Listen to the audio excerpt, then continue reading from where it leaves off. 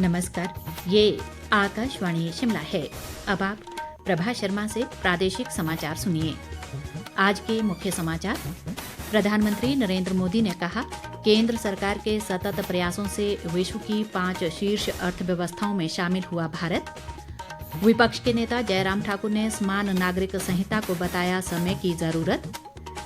केंद्रीय आवास व शहरी मंत्रालय के एक दल ने शिमला में स्मार्ट सिटी मिशन के तहत हुए विकास कार्यों का लिया जायजा। और शिक्षा मंत्री रोहित ठाकुर ने शिमला जिले के नावर क्षेत्र में करीब 10 करोड़ रुपए की विकास योजनाओं के किए उद्घाटन व शिलान्यास। अब समाचार विस्तार से। प्रधानमंत्री नरेंद्र मोदी ने कहा है कि आज भारत विश्व की 5 शीर्ष अर्थव्यवस्थाओं में शामिल हो गया है। दिल्ली विश्वविद्यालय के शताब्दी समारोह के समापन अवसर पर अपने संबोधन में उन्होंने कहा कि कुछ वर्ष पहले भारत का नाम कमजोर अर्थव्यवस्था में शामिल था, लेकिन पिछले 9 वर्षों में भारत ने दुनिया भर में अपनी साख बनाई है। प्रधानमंत्री ने कहा कि वर्ष 2014 में केवल 12 भारतीय विश्वविद्यालय QS विश्व रैंकिंग में शामिल थे और आज इनकी संख्या बढ़कर 45 हो गई है। विपक्ष के नेता जयराम ठाकुर ने समान नागरिक संहिता को समय की जरूरत बताया है। कुल्लू में आज भाजपा संयुक्त मोर्चा की बैठक को संबोधित करने के बाद पत्रकारों से बातचीत में उन्होंने कहा कि इस मुद्दे पर भाजपा को अन्य दलों का समर्थन भी मिल रहा है।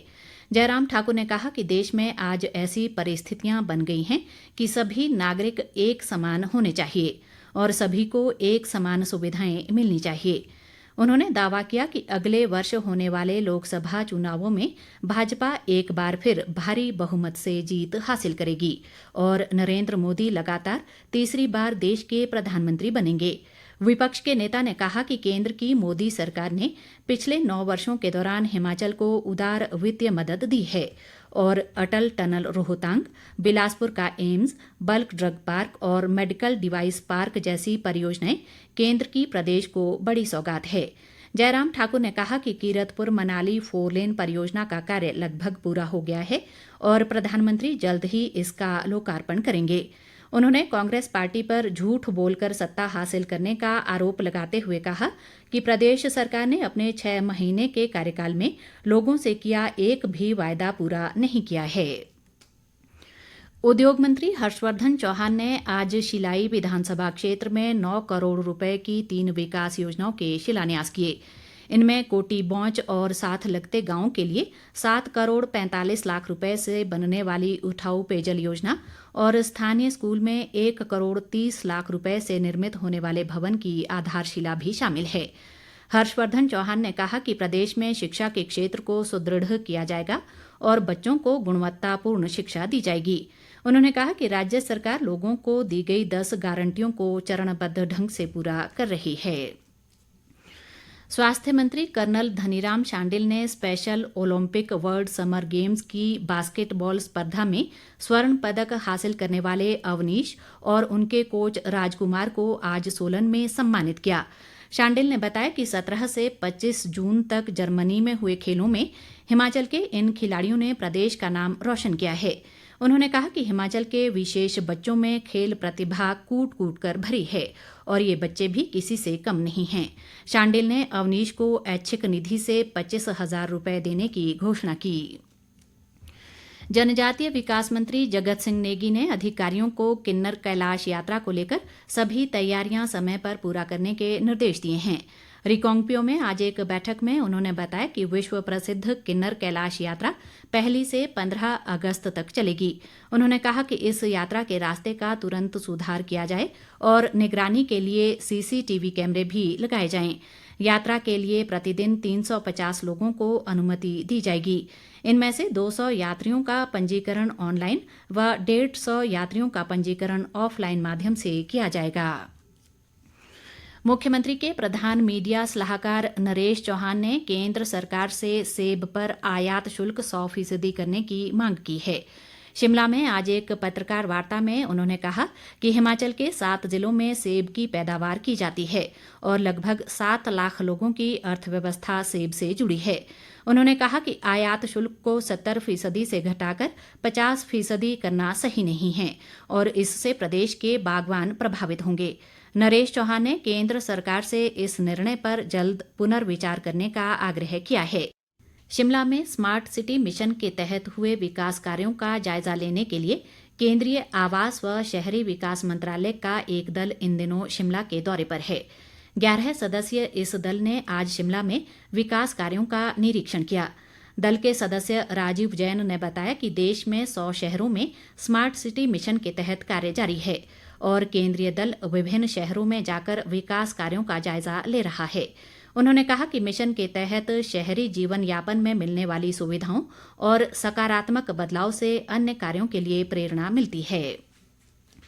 शिक्षा मंत्री रोहित ठाकुर ने कहा है कि अगले 5 वर्षों में प्रदेश में विकास के नए आयाम स्थापित किए जाएंगे और शिक्षा, स्वास्थ्य, सड़क, पानी और बिजली जैसी मूलभूत सुविधाओं को सुदृढ़ किया जाएगा। उन्होंने आज शिमला जिले के नावर क्षेत्र में राजकीय उच्च माध्यमिक पाठशाला खारला के भवन का शिलान्यास किया। इस पर लगभग 3.5 करोड़ रुपए की लागत आएगी। रोहित ठाकुर ने कहा कि शिक्षा में गुणवत्ता लाई जा रही है और बच्चों को रोजगारोन्मुखी शिक्षा प्रदान कर उनका भविष्य संवारा जा रहा है। शिक्षा मंत्री ने बताया कि सरकार ने शिक्षा विभाग में खाली पड़े 6,000 पद भरने को मंजूरी दी है और भर्ती प्रक्रिया जल्द शुरू होगी। उन्होंने कहा कि बदशाल पुल से खारला तक सड़क को फिर से पक्का करने पर 2 करोड़ रुपए की राशि खर्च की जाएगी। इस बीच रोहित ठाकुर ने पुजारली पंचायत में लगभग 6 करोड़ 51 लाख रुपए से बनी उठाऊ सिंचाई योजना का लोकार्पण किया। उन्होंने इस मौके पर लोगों की समस्याएं भी सुनी और अधिकांश का मौके पर निपटारा किया। प्रदेश भाजपा अध्यक्ष राजीव बिंदल ने कहा है कि केंद्र की मोदी सरकार हमेशा किसानों की हितैषी रही है और केंद्र सरकार ने यूरिया सब्सिडी योजना जारी रखने का निर्णय लिया है। शिमला में आज एक पत्रकार वार्ता में उन्होंने कहा कि कच्चे माल की कीमतों में लगातार वृद्धि के कारण पिछले कुछ वर्षों में वैश्विक स्तर पर उर्वरक की कीमतें कई गुना बढ़ गई हैं, लेकिन मोदी सरकार ने उर्वरक सब्सिडी बढ़ाकर किसानों को बड़ी राहत दी है। बिंदल ने कहा कि यूरिया की स्वदेशी उत्पादन क्षमता बढ़कर 284 LMT हो गई है और नैनो यूरिया संयंत्र शुरू होने से भारत यूरिया में जल्द ही आत्मनिर्भर बनेगा।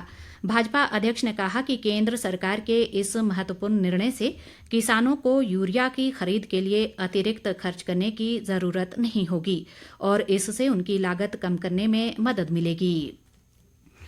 आकाशवाणी की महानिदेशक डॉक्टर वसुधा गुप्ता ने कहा है कि आकाशवाणी देश में रेडियो प्रसारण का सूत्रधार है। उन्होंने कहा कि इस एकमात्र सार्वजनिक प्रसारक में जनता का बहुत विश्वास है और इसलिए इसकी जिम्मेदारी भी बहुत बड़ी है। उत्तर प्रदेश के वाराणसी में उत्तरी क्षेत्र के अंतर्गत आकाशवाणी के 3 कार्यक्षेत्रों यानी कार्यक्रम, क्षेत्रीय समाचार इकाइयों और बिक्री के प्रमुखों के सम्मेलन को संबोधित करते हुए महानिदेशक ने सोशल मीडिया के वर्तमान युग में आगे रहने के लिए विषय वस्तु, सामंजस्य और रचनात्मकता पर जोर दिया। उन्होंने प्राकृतिक आपदाओं के कठिन समय में देश के सुदूर क्षेत्रों तक महत्वपूर्ण जानकारी प्रसारित करने में आकाशवाणी की भूमिका की सराहना की। वसुधा गुप्ता ने आकाशवाणी के विभिन्न विभागों के प्रमुखों से संस्थान को मजबूत करने के लिए साथ मिलकर काम करने और आगे बढ़ने को भी कहा। प्रदेश में खरीफ सीजन में खाद्यान्न फसलों के 4,121 मीट्रिक टन बीज, 30 मीट्रिक टन कीटनाशक और 10,607 मीट्रिक टन रासायनिक खाद उपलब्ध करवाई जा चुकी है। खरीफ फसलों की बुआई और कृषि के लिए विभिन्न केंद्रीय योजनाओं की समीक्षा को लेकर शिमला में एक बैठक का आयोजन किया गया, जिसकी अध्यक्षता केंद्रीय संयुक्त सचिव प्रधानमंत्री फसल बीमा योजना रितेश चौहान ने की। उन्होंने केंद्रीय योजनाओं के सभी घटकों, मुख्य रूप से फसल बीमा योजना के प्रचार प्रसार पर बल दिया। अंत में मुख्य समाचार एक बार फिर। प्रधानमंत्री नरेंद्र मोदी ने कहा, केंद्र सरकार के सतत प्रयासों से विश्व की 5 शीर्ष अर्थव्यवस्थाओं में शामिल हुआ भारत। विपक्ष के नेता जयराम ठाकुर ने समान नागरिक संहिता को बताया समय की जरूरत। केंद्रीय आवास व शहरी मंत्रालय के एक दल ने शिमला में स्मार्ट सिटी मिशन के तहत हुए विकास कार्यों का लिया जायजा। और शिक्षा मंत्री रोहित ठाकुर ने शिमला जिले के नावर क्षेत्र में करीब 10 करोड़ रुपए की विकास योजनाओं के किए उद्घाटन व शिलान्यास। इसके साथ ही ये समाचार बुलेटिन समाप्त हुआ। नमस्कार।